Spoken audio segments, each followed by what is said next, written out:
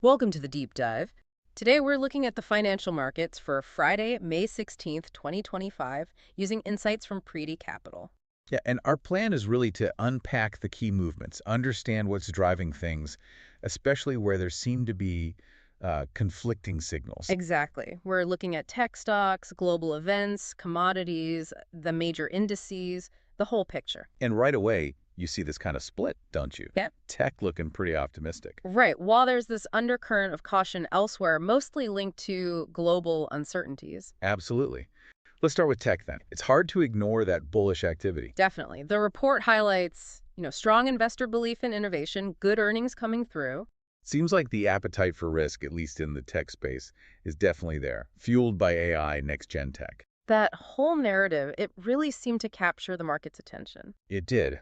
But like you said, what about the other side of the coin, outside of tech? Yeah, what's tempering the mood there? Well, geopolitical tensions are a big factor. You've got Eastern Europe, the South China Sea, Bruh.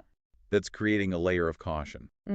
It makes you wonder how long tech can really stay separate from that wider sentiment. That's the key question, isn't it? And you see this caution impacting other areas. Look at oil prices. Right. They're under pressure. Is that just supply and demand dynamics? Or is it more about those diplomatic issues creating uncertainty? I think it's probably a mix. Geopolitical instability, it always throws shadows on future demand on supply chains. Okay. And what about safe havens? We saw gold tick up modestly. Mm. The classic move when things feel a bit shaky globally. Investors looking for some security. So a bit of hedging going on. And currencies. The report mentioned minor shifts. Yeah, the U.S. dollar saw small fluctuations, maybe reacting to trade worries, the geopolitical news flow. Uh-huh.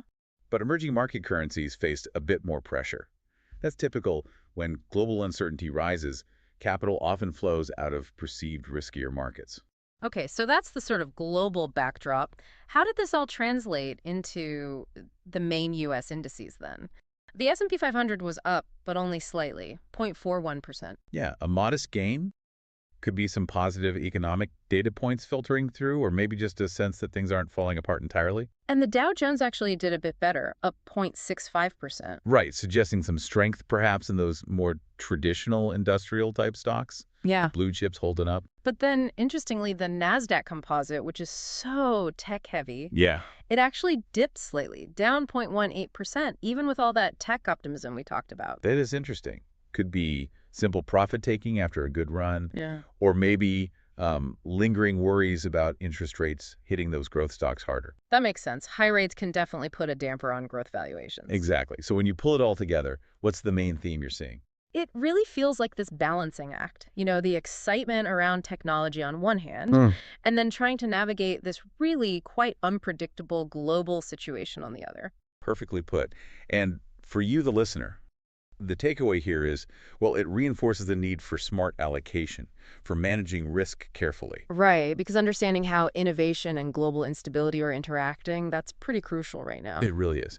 So just to recap quickly, strong tech performance, but offset by caution from geopolitics, leading to quite mixed results across the board in the indices. Yeah, that captures it. And maybe a final thought for you to ponder. Given this snapshot, this tech strength, alongside global caution, what does it tell us about how sensitive the market is right now to both innovation and stability?